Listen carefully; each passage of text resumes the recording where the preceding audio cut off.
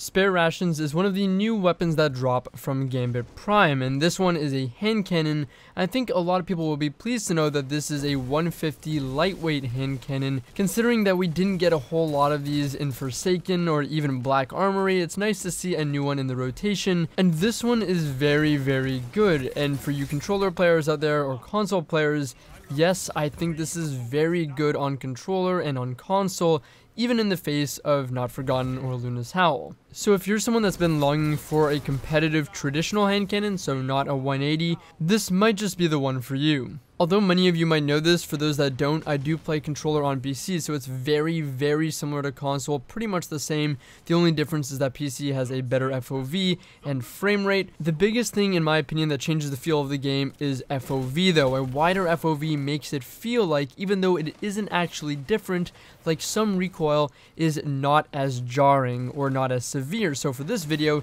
to make sure that I could, back up my claim that this is good on controller, I did play on console FOV, which is 72. Sorry for the long intro. Getting into the weapon, like I said, it's a lightweight hand cannon. It fires at 150 rounds per minute. It has 80 impact. That means it's going to hit 68 to the head, 43 to the body, giving it a 0.8 second optimal time to kill. That's with 3 critical hits, a 1.2 second average time to kill with 1 crit 3 body, and a 1.6 second base time to kill with 5 body shots. This weapon has a lot of really good perk combinations at its disposal, which contributes to it being a top tier hand cannon. My role has small bore and hammer forge rifling, armor piercing rounds, subsistence, a new perk, and rampage. I'd say that my role is more top tier for PvE than PvP. It's good in PvP, but it's not quite as great as this is in PvE. My key or ideal possible perks that I'd say you can get on this weapon for PvP though are small bore, extended barrel, or hammer forge rifling, ricochet rounds, rapid hit or subsistence, multi-kill or kill clip. They're very similar perks, but they're different perks in the perk pool.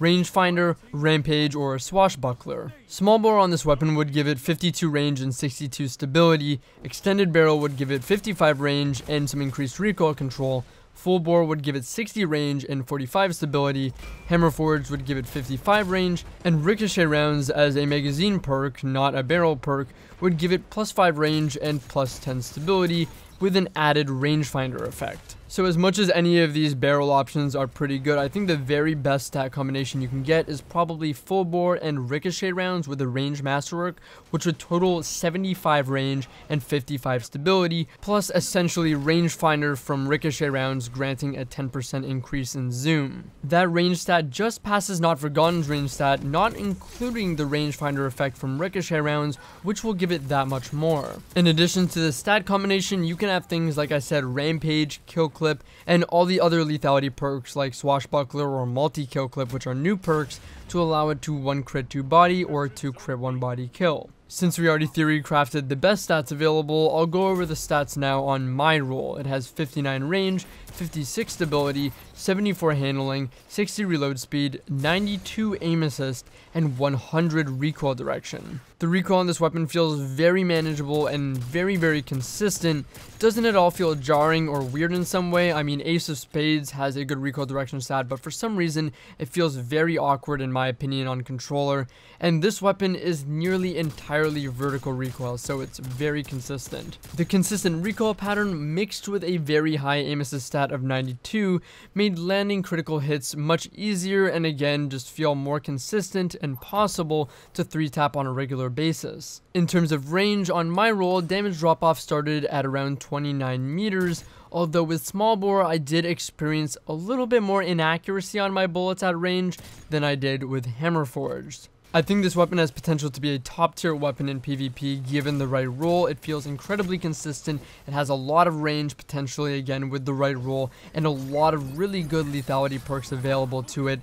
So I think this weapon could be a pretty top tier weapon. Again, for those looking for a more traditional hand cannon, especially a 150, which we haven't gotten a whole bunch of, then this is most likely the weapon for you. And if you're looking for something that's competitive with Not Forgotten, then I think this is a pretty good choice. It's nice to see Bungie listening and giving us some really good weapons with great perk pools, great stats that feel good to use and are competitive to give us more viability and diversity in the current meta. I think this weapon is also top tier in PvE. We haven't had a weapon this good since the Midnight Coup, which a lot of people still use. My role in particular, though, it felt good in PvP, but it was incredibly good in PvE.